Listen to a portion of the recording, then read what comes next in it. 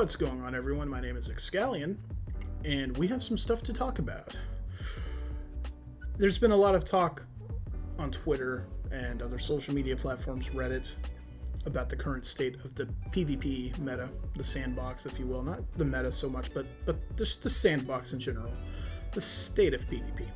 And it's not good. For whatever reason, people are kind of at their breaking points right now, and we're going to talk about that. We're also going to talk about trials, because trials is the other big issue that people are talking about right now, and I do believe that they'll share the same space. So we're going to just put both of those into one video. If you can believe it, we are just under a month away from the 1-year anniversary of Season of the Lost. It's been a season and a half since Season of the Lost, mind you. Of course, it was a long season, I know. But the fact that it's coming up on a year anniversary is mind-blowing to me, and I can't begin to fathom that. Today is 7/11/22, and it dropped right there. You can see above Dead Cliffs, it says 8/24/21. Oof, that was the, yeah. What we're looking at here is the last card for trials for the prior season, before Season of the Lost came out. And then, of course, after it dropped on the 24th of August, there was a 2-week interim period where we didn't have trials, and that was for people, to get their light levels up and stuff like that, because of course it's used in trials. And we saw the single biggest increase in player population, I think, that we've ever seen in any activity in Destiny before. And it was absolutely crazy. This is what we're talking about, y'all. They went from 134,000 players the week of 820, the weekend of 820 to 824.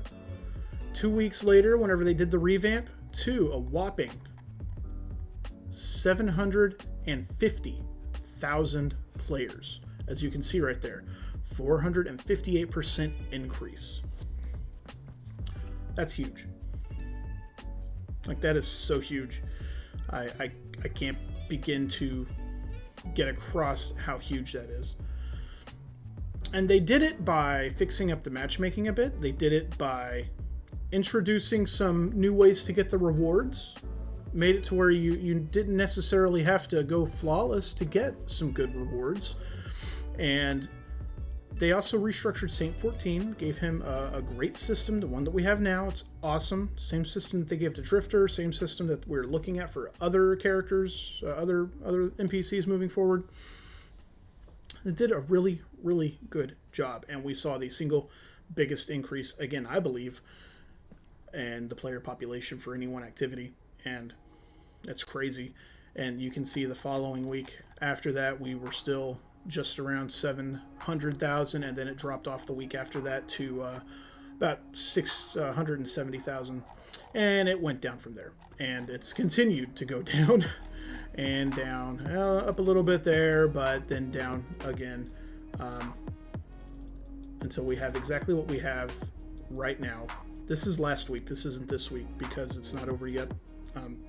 But last week, 240,000, which is down from the prior week. That's crazy, guys. Guys and girls, Guardians, that's crazy. What do? Well, I think we got to talk about the changes that they made before that made it work, that made it functional. Biggest ones being the matchmaking. The matchmaking for regular PvP, that is my biggest gripe. The playlist, as with all playlists, is healthier whenever more people are playing. Whenever we have, almost three times the amount of people playing as we have last week, you're much more likely to be paired up with, again, potentially 3 times more likely to be paired up with somebody that's not an absolute sweat lord in every single match. Let me tell you, I play trials every week. I go flawless every week. And that's with a team that knows what they're doing, that's calculated. If I want to get on and help run my friends through, I can't do that right now. I can't. Like, I can't carry a bucket of water for them. and that sucks. My usual like PvE fire team, the other two guys, Bad Sam and Blood, they wanted to do the trifecta. They wanted to go flawless. This was after they did the revamp back in August, back in September of 21. After they did the revamp, they said, "Hey, do you think you can, take us?" And I said, "Not only do I think I can, we're gonna do it." And we hopped on and we did it. And it wasn't really that bad. What was so wrong with that at the time? I understand the actual like all your streamers, your super sweats, they were all very, frustrated. I don't understand why, because they were still going flawless. That didn't slow them down any. Immediately after we had that great trials week or two, whenever it was back then, they had to implement the flawless pool. Basically what the flawless pool was is whoever had been flawless prior to Sunday at reset, they would be out of the pool with everybody else that hadn't been flawless yet. They were in their own grown-up pool. Here's the problem with that. What does that do for me carrying my friends if I'm flawless and they're not? And even after the flawless pool has begun, if I go flawless after that, then that puts me in the flawless pool. It's really frustrating, the matchmaking and the way they do some of these things.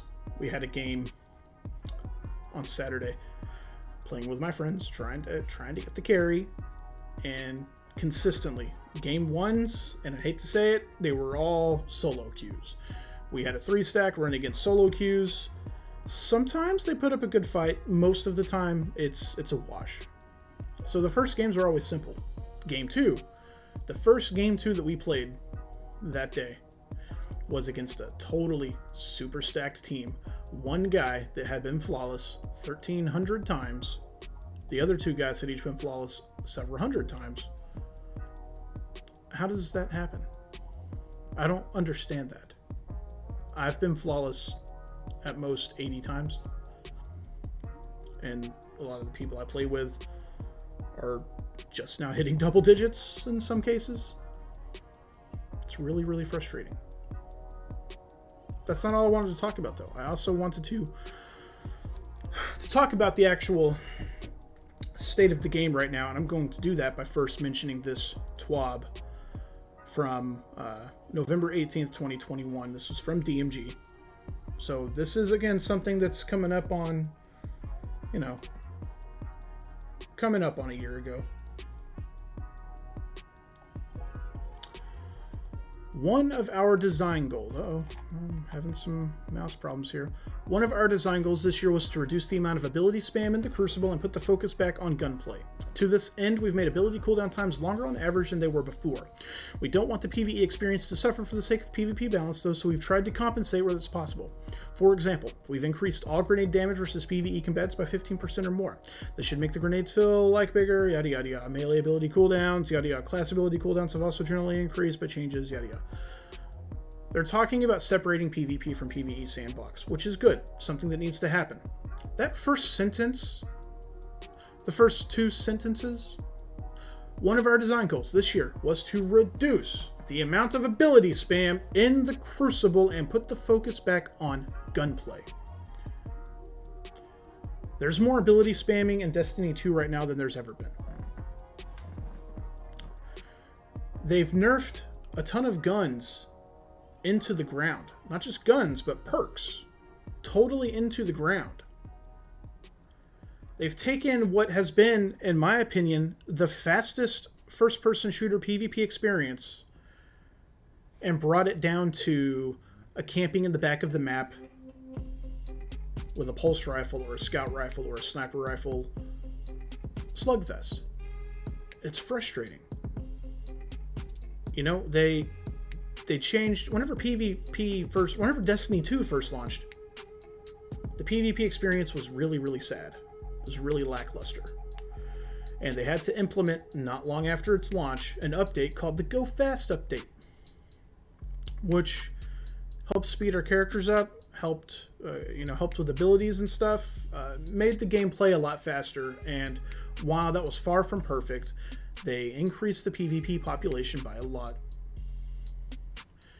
And then we went on from there. They implemented comp. Trials of the 9, and so on and so forth. This is coming up on a year ago that they posted this. They want to reduce the amount of ability spam in the Crucible and put a focus back on gunplay. Then why do you keep nerfing all of the guns and giving us a dozen more new abilities, including Restoration?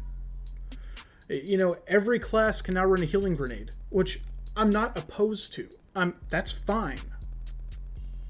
But it's not fine whenever, in the same breath, I can just activate my Hunter Dodge with Classy Restoration and immediately get health regeneration. What's the point of recovery?